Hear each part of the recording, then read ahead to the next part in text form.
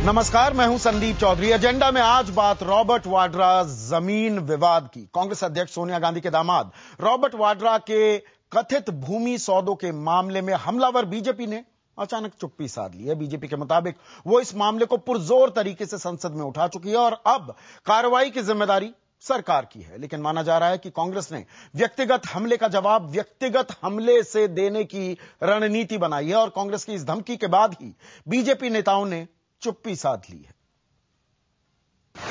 इस पर एक एसआईटी बनाई जाए और एसआईटी से इसका इन्वेस्टिगेशन कराया जाए और उसकी निगरानी सुप्रीम कोर्ट के द्वारा की जाए। सोनिया गांधी के दामाद रॉबर्ट वाड्रा के भूमि सौदों के मामले पर बीजेपी का आक्रामक रुख अचानक गायब हो गया है। पार्टी ने बुधवार को संसद में वाड्रा मामले को छुआ तक नहीं। खास बात ये कि पार्टी के पास इस रहस्यमयी चुप्पी की कोई ठोस वजह भी नहीं दिखती। हम हमेशा उठा रहे हैं, कल भी उठाए थे। सरकार अड़ी हुई है बहस नहीं कराने के लिए, लेकिन हम ये इंप्रेशन नहीं देना चाहते हैं कि हम कोई बाकी विधेयक लाने को तैयार नहीं है। हमने सदन में उठाया है, बाहर भी उठाएंगे। सवाल यह है कि कल तक रॉबर्ट वाड्रा मामले को कांग्रेस के खिलाफ एक मजबूत हथियार मान रही बीजेपी के मुंह पर अचानक ताला क्यों लग गया है। सूत्रों के मुताबिक वाड्रा मामले पर खुद को घिरता देख कांग्रेस ने चेतावनी दी थी कि निजी हमले का जवाब निजी हमले से ही दिया जाएगा। राज्यसभा में कांग्रेस की तरफ से बीजेपी के एक वरिष्ठ नेता के करीबी रिश्तेदार के खिलाफ हल्की नारेबाजी भी की गई थी। अपनी इस रणनीति का इशारा कांग्रेस ने मंगलवार को ही कर दिया था। अगर व्यक्तिगत मामलों पे ये लोग चलना चाह रहे, अगर हम मुंह खोलेंगे तो बहुत मुश्किल होगा, क्योंकि उनको ये मुंह छुपाने के लिए चुल्लू पर पानी भी बरसने वाला। इसके अलावा रॉबर्ट वाड्रा मामले पर बीएसपी और समाजवादी पार्टी खुलकर सोनिया गांधी के समर्थन में आ गई। इससे बीजेपी को लगा कि सदन के भीतर वो इस मामले पर अलग थलग पड़ सकती है। विक्रांत यादव, दिल्ली, IVN 7। और इस मसले पर एजेंडा के 5 सवाल हैं। पहला सवाल, क्या रॉबर्ट वाड्रा सचमुच गांधी परिवार का दामाद होने का लाभ उठा रहे हैं, फायदा उठा रहे हैं? क्या रॉबर्ट वाड्रा के बचाव में बार बार कांग्रेसी मैदान में उतर आते हैं? वो क्यों उतर आते हैं?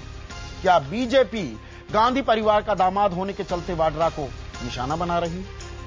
सवाल यह भी है कि आखिर 24 घंटे के भीतर बीजेपी नेताओं ने वाड्रा पर चुप्पी क्यों साध ली है और क्या वाड्रा लैंड डील की जांच किसी केंद्रीय एजेंसी को सौंपी जानी चाहिए? ये तमाम सवाल हैं और मसला देश के सबसे बड़े राजनीतिक परिवार से जुड़ा है, इसलिए सवाल तो उठना लाजमी है। लेकिन हमारा एजेंडा साफ है, पूरे मामले की जांच हो और दूध का दूध और पानी का पानी हो। और इस पर बात करने के लिए रोहतक से मेरे साथ जुड़ रहे हैं हरियाणा के वरिष्ठ कांग्रेसी नेता हैं, मंत्री हैं सरकार में, रणदीप सुरजेवाला। मुंबई से कुछ देर बाद हमारे साथ जुड़ेंगे बीजेपी के नेता किरीट सोमैया। दिल्ली में मौजूद हैं आम आदमी पार्टी के संजय सिंह और चंडीगढ़ से मेरे साथ जुड़ रहे हैं अशोक खेमका के वकील अनुपम गुप्ता भी। लेकिन रणदीप, क्या यहां पर कोई डील हो गई है कि भाई व्यक्तिगत मामले आपस में आरोप प्रत्यारोप ना करें? ऐसी क्या डील हो गई है आपकी बीजेपी के साथ?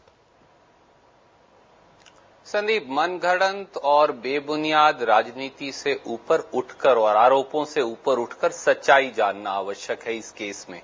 और इस केस में पूरी तरह से हरियाणा सरकार ने पारदर्शिता बरती है, सारे तथ्यों की जांच कर ली गई है। 3 बातें आपके और आपके दर्शकों के लिए जानना आवश्यक है। श्री अशोक खेमका का ये इल्जाम रहा कि उनका स्थानांतरण बदली इसलिए कर दी गई क्योंकि वो श्री रॉबर्ट वाड्रा से जुड़ी कंपनियों की जांच कर रहे थे। तथ्य इसके विपरीत हैं। उनको जुलाई 2012 में डायरेक्टर कंसोलिडेशन लगाया गया। उन्होंने डायरेक्टर कंसोलिडेशन के तौर पर स्पेशल कलेक्टर की पावर इस्तेमाल करने से इनकार कर दिया। हाईकोर्ट की एक खंडपीठ ने उनके जमानती वारंट इशू किए। हाईकोर्ट का आदेश आया कि स्पेशल कलेक्टर की नियुक्ति की जाए। उसके आधार पर 11 अक्टूबर 2012 को हरियाणा सरकार उनका स्थानांतरण करती है। तब तक वो कुछ नहीं कहते। स्थानांतरण के एक दिन बाद 12 अक्टूबर को वो पहला आदेश पारित करते हैं, जिसमें वो 4 जिलों के 4 कलेक्टर्स को कहते हैं कि कहीं स्टैंप ड्यूटी का इवेशन तो श्री रॉबर्ट वाड्रा की कंपनी के द्वारा नहीं किया गया, जांच की जाए और रिकॉर्ड 25 अक्टूबर तक दिया जाए। और एक सिर्फ लाइन में और कहूंगा, 13-14 छुट्टी हैं। 15 अक्टूबर 2012 को वो एक और ऑर्डर पास करते हैं सुओ मोटो, जिसमें श्री वाड्रा की कंपनी के द्वारा डीएलएफ को बेची गई जमीन जो है उसकी म्यूटेशन कैंसिल कर देते हैं, बगैर रिकॉर्ड तलब किए, बगैर पार्टीज को बुलाए, बगैर किसी को सुने। एक ऐसे अधिकारी उसके बावजूद भी हमने उनके आरोपों को गंभीरता से लिया, क्योंकि हम उनका सम्मान करते हैं। हरियाणा के 3 सीनियर मोस्ट आईएएस अधिकारियों की कमेटी बिठाई और कमेटी ने केवल 3 फाइंडिंग्स दी हैं। मैं एक बात कहकर मेरी बात समाप्त करूंगा कि अधिकारी ने आदेश तब पारित किया जब उनका स्थानांतरण हो चुका था। हजारों ट्रांजैक्शन में से केवल श्री रॉबर्ट वाड्रा की जो एक सेल डीड है, केवल 2.7 एकड़ की कुल 3.5 एकड़ जमीन है, उसको ही चुना। बगैर रिकॉर्ड मंगाए ये सारे आदेश पारित किए गए, बगैर पार्टीज को बुलाए आदेश पारित किए गए और बगैर किसी कानूनी अधिकार के ये आदेश पारित किए गए। रणदीप, हमने जांच कर ली है और बात बिल्कुल स्पष्ट है। रणदीप, आप जाने माने वकील भी हैं। मेरे दर्शक जो आपके व्यक्तित्व के इस पहलू से वाकिफ ना हो उन्हें बता दूं, और आपने वकील की कमाल की दलील भी दी है। जो असल मुद्दा है अभी उस मुद्दे को आपने छेड़ा भी नहीं। 100 पन्नों की एक अपनी रिपोर्ट भी भेजी है, जो 3 सदस्यीय कमेटी की आपने बात की, वहां पर 100 पन्नों की एक ड्राफ्ट भी भेजा है। अनुपम उस बारे में और ज्यादा जानते होंगे, लेकिन मोटा मोटा सवाल जो अशोक खेमका उठा रहे हैं वो ये कि 3.53 एकड़ की जो ये जमीन दी गई, ये इसलिए दी गई है। पहली बात तो ये एक फर्जी ट्रांजैक्शन थी। यहां पर पैसे का जो लेन देन की बात है, 7.5 करोड़ रुपए देने की बात है, वो 7.5 करोड़ रुपए नहीं दिए गए हैं। वो ऐसे गंभीर आरोप उठा रहे हैं। वो साथ में ये भी कह रहे हैं कि जो चेक दिया गया, चेक नंबर ये भी लगता है कि फर्जी है। और इस 7.5 करोड़ की डील की एवज में सिर्फ 6 महीने के भीतर रॉबर्ट वाड्रा 58 करोड़ में उस जमीन को बेच देते हैं। सवाल यह है संदीप, आप मेरे से 3 सवाल सीधे सीधे पूछ सकते हैं। मैं आपके सवाल पर आ जाता हूं। श्री रॉबर्ट वाड्रा ने और उनके से जुड़ी एक कंपनी स्काईलाइट हॉस्पिटैलिटी ने 2008 के शुरू में एक जमीन एक और भूस्वामी से खरीदी। 2007 के अंदर ये पूरी जमीन गुड़गांवा मानेसर डेवलपमेंट प्लान में कमर्शियल जोन में आती थी जी। क्योंकि जमीन कमर्शियल जोन में थी, श्री रॉबर्ट वाड्रा की कंपनी ने चेंज ऑफ लैंड यूज के लिए अप्लाई किया ताकि वो इसका वाणिज्यिक इस्तेमाल कर सके। 18 दिन में यह इजाजत दे दी गई। 18 दिन में रणदीप, 18 दिन में यह इजाजत दे दी गई।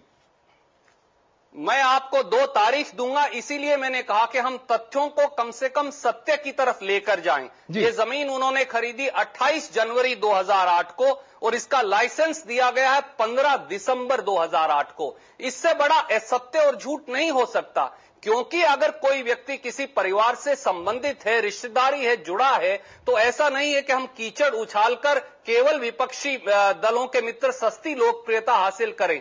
उनको वाणिज्यिक लाइसेंस लेने का अधिकार था। उन्होंने हरियाणा सरकार का पूरा राजस्व दिया, पूरी स्टैंप ड्यूटी दी, लाइसेंस भी पूरी जमा करवाई, सारे चार्जेस पूरे जमा करवाए और एक कमर्शियल सौदे में एक दूसरी कंपनी को जमीन बेच दी। इसके बावजूद भी जब खेमका साहब ने इल्जामात लगाए, हमने पूरे इल्जामों की जांच की, 3 आईएएस अधिकारियों से करवाई जो वरिष्ठतम है हरियाणा के मैं अंदर। आपकी बात मान भी लूं रणदीप, केवल ये अगर मैं आपकी बात मान भी लेता हूं और मैं आपकी बात मानकर चलूंगा, अनुपम आपको काउंटर करेंगे। मेरे पास एक और जानकारी है। आपने जनवरी का जिक्र किया और आपने सितंबर का जिक्र किया। अब इसी बीच 5 अगस्त 2008 को स्काईलाइट हॉस्पिटैलिटी, जो कि रॉबर्ट वाड्रा की कंपनी है, वो डीएलएफ के साथ एक करार कर लेती है। डीएलएफ रिटेल डेवलपर्स के साथ एक करार हो जाता है, एडवांस मिलता है, जो स्काईलाइट हॉस्पिटैलिटी के बुक्स में अवेलेबल है 2008-2009 की 25 करोड़ रुपए का एडवांस मिल जाता है। संदीप, जहां तक 2 निजी कंपनियों के व्यक्तिगत सौदे का प्रश्न है, मैं ना स्काईलाइट हॉस्पिटैलिटी को यहां रिप्रेजेंट करता हूं और ना ही मैं डीएलएफ को रिप्रेजेंट करता हूं। बतौर सरकार के मेरी 2 जिम्मेवारियां हैं। क्या पूरी स्टैंप ड्यूटी दी गई? हां, आप मुझसे पूछ सकते हैं। पहली बार जब श्री रॉबर्ट वाड्रा की कंपनी ने 2008 में जमीन खरीदी तब स्टैंप ड्यूटी दी गई। 2012 में जब डीएलएफ को बेची, पूरी स्टैंप ड्यूटी कलेक्टर रेट से कई गुना ज्यादा रेट पर दी गई। क्या अर्बन प्लानिंग एक्ट 1975 के तहत जो लाइसेंस फी उन्हें सरकार को देनी थी वो दी गई? मैं आपको बहुत जिम्मेवारी से कह सकता हूं सरकार की तरफ से कि उन्होंने पूरा पैसा जमा कराया एक एक, और कोई पैसा सरकार की तरफ उनका बकाया नहीं है। उसके बाद 2 निजी कंपनियां क्या व्यवसाय करती हैं, ये कम से कम हमारी परिधि से चलिए मैं समझ गया आपकी बात। अनुपम, आपके मुवक्किल पर ये इल्जाम लगाया जा रहा है कि वो एक ईगो ट्रिप पर थे, वो अपनी ड्यूटी निभा नहीं रहे थे, उनको हटा दिया गया तो उन्होंने सिर्फ रॉबर्ट वाड्रा पर निशाना साधा है। आप रिस्पॉन्ड कीजिए।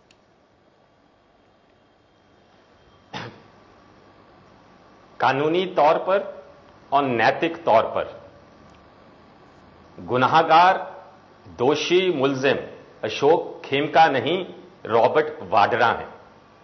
अशोक खेमका का दावा है और मेरा भी यह दावा है, और इस पे आप सीबीआई की इंक्वायरी करा सकते हैं, सीएजी की इंक्वायरी करा सकते हैं, सीवीसी की इंक्वायरी करा सकते हैं, कोई और इंडिपेंडेंट जुडिशियली मॉनिटर्ड इंक्वायरी करवा सकते हैं।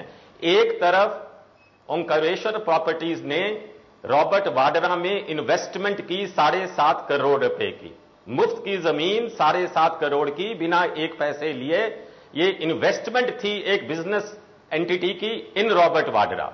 दूसरी तरफ डीएलएफ यूनिवर्सल ने 58 करोड़ की इन्वेस्टमेंट की रॉबर्ट वाड्रा में।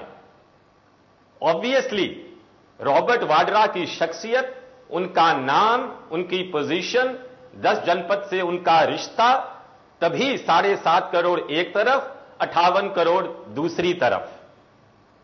और यहां पर रणदीप ये कह रहे हैं, अनुपम, रणदीप ये कह रहे हैं कि भाई अगर दो कंपनीज कोई व्यावसायिक कोई कार्रवाई कर रहे हैं, 7.5 करोड़ रुपए दिए गए, आप कह रहे हैं नहीं दिए गए, कैसे आप सब साबित करेंगे कि नहीं दिए गए हैं? वो कह रहे हैं 7.5 करोड़ रुपए दिए गए, स्टैंप ड्यूटी बाकायदा दी गई। 9 फरवरी 2008 का चेक जो दिखाया गया है कॉरपोरेशन बैंक का, सेंट्रल गवर्नमेंट के पास, हरियाणा गवर्नमेंट के पास सारे मीन्स हैं टू फाइंड दिस आउट। अगर वो साबित कर दें, मैं इसका चेक का नंबर भी बता देता हूं। अनुपम, मैं अपने दर्शकों को चेक का नंबर बता दूं, 607251, 607251। आप ताल ठोक कर कह रहे हैं ये फर्जी चेक था। मैं सारे देश से अशोक खेमका के बिहाफ पे माफी मांगने को तैयार हूं, आपके चैनल पर और हर कोई चैनल पर, अगर ये साबित कर दे कि ये चेक कभी कॉरपोरेशन बैंक ने जारी किया और ओंकारेश्वर प्रॉपर्टीज ने कभी प्रेजेंट किया एनकैशमेंट के लिए। यानी कि आप ये कह रहे हैं कोई 7.5 करोड़ के लिए तैयार हो। अनुपम, आप ये कह रहे हैं कोई 7.5 करोड़ रुपए नहीं दिया गया, कोई 7.5 करोड़ दिए नहीं गए। जमीन ओंकारेश्वर प्रॉपर्टीज ने 3.53 एकड़ जमीन स्काईलाइट हॉस्पिटैलिटी यानी कि जो रॉबर्ट वाड्रा की कंपनी थी उसके खाते में पास करा दी, उसकी रजिस्ट्री भी हो गई, लेकिन ये फर्जी रजिस्ट्री थी, आप ये कह रहे हैं। और बाद में 58 करोड़ रुपए ले लिए डीएलएफ से, उसमें से कुछ पैसा ओंकारेश्वर प्रॉपर्टीज को वापस दे दिया गया। बिल्कुल यही, और ये डीएलएफ ने अल्टीमेटली इसको फाइनेंस किया, रॉबर्ट वाड्रा ने पे नहीं किया, ओंकारेश्वर प्रॉपर्टीज को डीएलएफ ने पे किया। और 12 फरवरी 2008 को ये उन्होंने परचेज किया। एक दिन के बाद 13 फरवरी 2008 को इंतकाल हो गया, जो देश में किसी प्रांत में, हरियाणा में कहीं भी इतनी जल्दी इंतकाल नहीं होता 24 घंटे में। उसके बाद 28 मार्च को लेटर ऑफ इंटेंट इशू किया गया। सुरजेवाला साहब दिसंबर 2008 की लाइसेंस की बात कर रहे हैं, पर लाइसेंस से पहले letter of intent LOI issue किया गया। उसके आधार पर जो इकरारनामा कोलैबोरेशन एग्रीमेंट 5 अगस्त 2008 को रॉबर्ट वाड्रा ने डीएलएफ के साथ किया। उसके बाद लाइसेंस इश्यू हुआ दिसंबर में, रजिस्ट्री 3 साल के बाद हुई। रजिस्ट्री से पहले 2008 से लेकर 2012 तक 58 करोड़ पे दिए गए, उसमें 2009 में अकेले 2009 तक 50 करोड़ पे दिए गए, 8 करोड़ बाद में दिए गए। जी, और रणदीप आप अनुपम के इन सवालों का जवाब दें, साथ में मैं एक अपना सवाल भी जोड़ना चाहूंगा। सवाल ये कि आप कह रहे हैं कि हाँ भाई ठीक है, कमर्शियल यूज करना चाह रहे हैं तो वो एक सामान्य प्रक्रिया थी, उस प्रक्रिया में स्काईलाइट हॉस्पिटैलिटी को भी वो लाइसेंस मिल गया। लेकिन यहां पर मैं दर्शकों को बताना चाहूंगा, आपका रिस्पॉन्स चाहूंगा। स्काईलाइट हॉस्पिटैलिटी, इसमें 2 ही शेयरधारक थे। मैं 2008 की बात करूं, एक रॉबर्ट वाड्रा, एक उनकी मां मॉरीन, और टोटल कैपिटल उस वक्त स्काईलाइट हॉस्पिटैलिटी की 1 लाख रुपए थी। 1 लाख रुपए की पेड अप कैपिटल वाली कंपनी को आप एक कमर्शियल यूज के लिए, कॉलोनी बनाने के लिए लाइसेंस दे देते हैं। संदीप, क्या मैं रिस्पॉन्ड कर सकता हूं? बिल्कुल बिल्कुल बिल्कुल सर। संदीप, एक बात हमें जरूर समझ लेनी चाहिए, एक झूठ 100 बार बोलने से वो गोबल्स ट्रूथ नहीं बन सकती। स्पष्ट बात केवल एक सीधी सी ये है कि हरियाणा में urban growth planning story, urban planning 1975 के तहत हरियाणा की कांग्रेस की सरकार ने 2005 से लिखी। उसके अंदर निजी क्षेत्र की बहुत बड़ी भागीदारी है। आप केवल 3.5 एकड़ की बात कर रहे हैं। ऐसा कोई शहर इस देश का नहीं है जहां पिछले 10, 15, 20 साल के अंदर व्यापक अर्बन डेवलपमेंट नहीं हुई और जिसके अंदर प्राइवेट और पब्लिक सेक्टर दोनों ने हिस्सेदारी नहीं की। और गुड़गांव उसमें सबसे अव्वल है और कानून क्या है? गुड़गांव अव्वल है उसमें। नहीं, ये स्वाभाविक तौर से मैं राष्ट्रीय राजधानी क्षेत्र के 3 तरफ हूं हरियाणा प्रांत के तौर पर, तो बहुत सारी विडंबनाओं का और मुश्किलात का भी सामना इसी वजह से हमें करना पड़ता है। अहमदाबाद में डेवलपमेंट हुई, बेंगलोर में हुई, महाराष्ट्र में हुई, गुवाहाटी में हुई, कलकत्ता में हुई, परंतु सबकी सुई आकर गुड़गांव टिक जाती है। केवल एक बात आप समझ लें जरूर, वो आवश्यक है आपके और आपके दर्शकों के लिए, सादर जानकारी के लिए। अर्बन प्लानिंग एक्ट 1975 में कोई भी भूस्वामी जो जमीन का मालिक है वो हरियाणा सरकार के पास जाकर कह सकता है कि मेरी जमीन आपकी जोनिंग प्लान के मुताबिक वाणिज्यिक कमर्शियल क्षेत्र में आती है, रेजिडेंशियल क्षेत्र में आती है, इंस्टीट्यूशनल या इंडस्ट्रियल में आती है, आपकी लाइसेंस फी फिक्स्ड है, उसका मुझे लाइसेंस दे दीजिए। स्काईलाइट हॉस्पिटैलिटी भी उन हजारों कंपनियों में से एक है जिन्होंने एक वाणिज्यिक लाइसेंस के लिए अप्लाई किया, कमर्शियल लाइसेंस के लिए। वो हमने अपने नियमों के अनुरूप उन्हें दिया है। फिर भी श्री अशोक खेमका जी ने जो इल्जामात लगाए, और आदरणीय अनुपम गुप्ता जी तो मेरे अध्यापक हैं और मुझे तो इनसे पूरी उम्र हमेशा के लिए कुछ ना कुछ सीखना है, पर जो कानून इन्होंने मुझे सिखाया था कानून की क्लास में, उसके मुताबिक जो मुझे अभी भी याद है कि आप किसी भी म्यूटेशन को सुओ मोटो कैंसिल नहीं कर सकते। Section 42 east Punjab consolidation of holding act में आपको रिकॉर्ड मंगवाना पड़ेगा। 12 अक्टूबर को खेमका साहब रिकॉर्ड मंगवा रहे हैं। मैं एक चीज जरूर कहना चाहूंगा यहाँ पर, करे जा रहे हैं, क्या एजेंडा है ये? रणदीप, एक बात मैं जरूर कहना चाहूंगा, इसलिए किया जाता था कि जो व्यक्ति विशेष है वो एक परिवार से संबंधित है, इसलिए आप हजारों में से एक ट्रांजैक्शन मैं एक बात जरूर कहना चाहूंगा रणदीप, या बदनामी करने की मंशा से ऐसा करेंगे। रणदीप, एक बात जरूर कहना चाहूंगा, आप कमाल के नेता भी हैं, कमाल के वकील भी, कमाल के आप स्टूडेंट भी साबित हो रहे हैं, ताकि थोड़ी सी धार को कुंद कर दें आप अनुपम जी की ये बात कहकर। तो अनुपम जी को जाना चाहिए, उनके विद्यार्थी नहीं अच्छे रहे। नहीं, किरीट सोमैया, जो बात रणदीप यहां पर कह रहे हैं कि जानबूझकर टारगेट किया जा रहा है रॉबर्ट वाड्रा को, क्योंकि वो सबसे बड़ी फर्स्ट पॉलिटिकल फैमिली के दामाद हैं, इसीलिए उन्हें टारगेट किया जा रहा है, जानबूझकर दाल में कुछ काला बनाने की कोशिश की जा रही है। मैं माननीय शिष्य महोदय को कहूंगा कि आप मंत्री करके बात कर रहे हो और गुरु को चैलेंज कर रहे हो। आप 1000 कंपनियों की लिस्ट लेके आते तो बहुत अच्छा हो जाता। अगर हरियाणा की सरकार, कांग्रेस सरकार और कांग्रेस की साथ अगर इसे हजारों दामादों को 1 लाख रुपए से 500 करोड़ रुपए बनवा के देती है, तो मैं तो अहमदाबाद के भी लोगों को कहूंगा और साथ में जहां पर मुंबई, आपने जिस शहरों का उदाहरण दिया, कलकत्ता, गुवाहाटी, वहां के नौजवानों को कहूंगा कि भैया ये 7 से सीखो और ये हरियाणा के सुरजीत उनके मुख्यमंत्री से सीखो। देखो, हजारों कंपनियों को 1 लाख रुपए के 500 रुपए करवा दिए। भैया, आप गुरुजी के सामने बोलते समय कम से कम थोड़ा संयम रखो। 1000 कंपनियों की सूची दो ना। हम तो महीनों से आपके पीछे चिल्ला रहे हैं। मैं आपको एक कंपनी की सूची और दे रहा हूं। आज मैं सुबह में जयपुर में था, अभी मुंबई पहुंचा।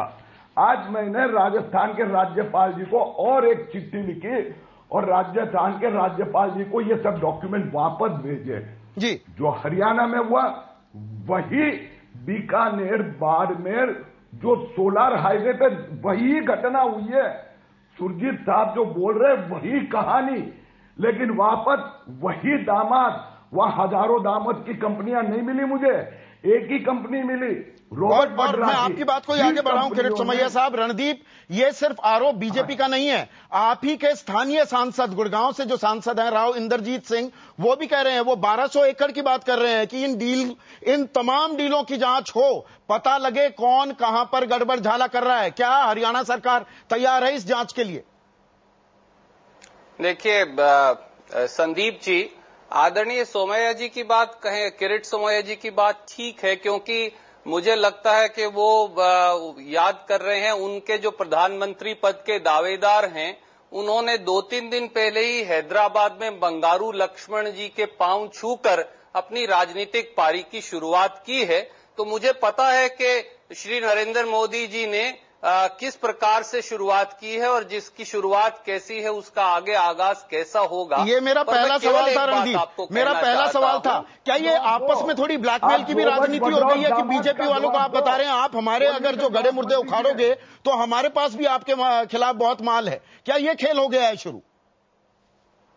देखिए, मैं आरोप प्रत्यारोप की भारतीय जनता पार्टी का चेहरा, उनके तो राष्ट्रीय अध्यक्ष उनके राष्ट्रीय कार्यालय में रिश्वत लेते पकड़े गए थे, इसलिए मुझे उनके बारे में कुछ नहीं कहना। मेरे मित्र को मैं सादर प्रणाम करके केवल ये कहूंगा कि वो अपने अंतर्करण में झांक लें। हजारों एकड़ जमीन, राव इंद्रजीत जो कह रहे हैं उसके बारे में आप कुछ रिस्पॉन्ड क्यों नहीं कर रहे हैं रणदीप? राव इंद्रजीत जो बात कह रहे हैं, क्या जांच कराने को तैयार है हरियाणा सरकार? कम से कम उसके बारे में चेंज ऑफ लैंड यूज की जांच कराने को तैयार है?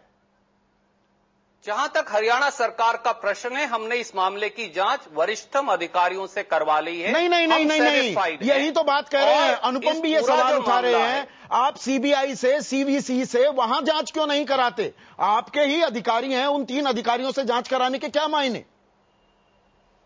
संदीप, ये मैं अगर आपको एक बात कहूं, केवल एक आईएएस अधिकारी सही हैं और बाकी सब हरियाणा में पूरी सीबीआई जांच से क्यों कतरा रहे हैं? सीवीसी की जांच से क्यों कतरा रहे हैं? सीएजी की जांच से क्यों कतरा रहे हैं? जहां तक हरियाणा सरकार का जहां तक प्रश्न है, हमने अपनी जांच करवा ली। Preliminary report, fact finding inquiry हमने क्या दिखाई। आप सीबीआई, सीवीसी या सीएजी से जांच कराने को तैयार हैं? उन्होंने जो बातें उठाई उन्होंने जो बात उठाई हम उसकी जांच करवा चुके हैं और हमें लगता है कि इसमें इससे ज्यादा जांच की आवश्यकता नहीं। संजय, आप रिस्पॉन्ड करना चाहेंगे? जांच करवा चुकी है हरियाणा सरकार और जांच की जरूरत नहीं है, क्या हम गोल गोल घूम रहे हैं? अभी हाईकोर्ट तक में उनका केस खारिज हो गया, ये तो मेरा कसूर नहीं कि अरे एक मिनट मुझे भी अपनी बात कर लेने सारा खारिज कर दिया। जी चलिए संजय, आप बात करिए। संदीप जी बहुत अच्छे ढंग से एक वकील की तरह रणदीप जी अभी अपनी बात रख रहे थे और वो मंत्री भी हैं हरियाणा सरकार के। पहली बात तो अशोक खेमका जी का बहुत सम्मान करते हैं और इतना सम्मान करते हैं कि 20 सालों में खाली 40-42 बार उनके ट्रांसफर हुए हैं। दूसरी बात ये कि अभी उन्होंने कहा कि म्यूटेशन को सो मोटो कैंसिल करने का पावर नहीं है, लेकिन जिस व्यक्ति ने म्यूटेशन किया था आप पूछ लीजिए वो मंत्री हैं, क्या वो अधिकृत व्यक्ति था जिसने किया था? क्या उसी को आधार बना के जो अपना कैंसिलेशन किया है उसमें एक पॉइंट अशोक खेमका ने ये नहीं डाला था? दूसरी बात। तीसरी बात, उन्होंने कहा कि हजारों कंपनियां ऐसी हैं जिनको वहां पर लाइसेंस दिया गया है गुड़गांव के अंदर, किसी एक कंपनी का वो नाम बता दें जो 1 लाख रुपए की कंपनी हो और उसको लाइसेंस दिया गया है। इसका मतलब कि वो एक विशेष परिवार से, एक ताकतवर परिवार से, एक राजनीतिक ताकतवर परिवार से वो जुड़े हुए हैं जिसका फेवर खुलेआम हरियाणा की सरकार कर रही है और उसकी खिलाफत करने पर एक ईमानदार अधिकारी को प्रताड़ित किया जा रहा है, उसका ट्रांसफर कर दिया जाता है। अब ये कह रहे हैं कि हमने अपने आईएएस एक मिनट संदीप जी, मैं अपनी बात कंप्लीट कर लूं, नहीं तो बातें छूट जाएंगी। सवाल ये है कि डीएलएफ, जिसके ऊपर पूरा डीएलएफ और रॉबर्ट वाड्रा का जो पूरा मामला है, कुछ लाख रुपए की कंपनी को करोड़ों रुपए डीएलएफ देती है और अपने ही प्लॉट, अपने ही होटल के शेयर, अपने ही फ्लैट्स उसी कंपनी को देकर 300 करोड़ रुपए का मालिक बना देती है कुछ लाखों की कंपनी को। ये कौन सा विज्ञान है, कौन सा व्यापार है? मैं आपके पास आऊंगा, आप समझते हैं मेरी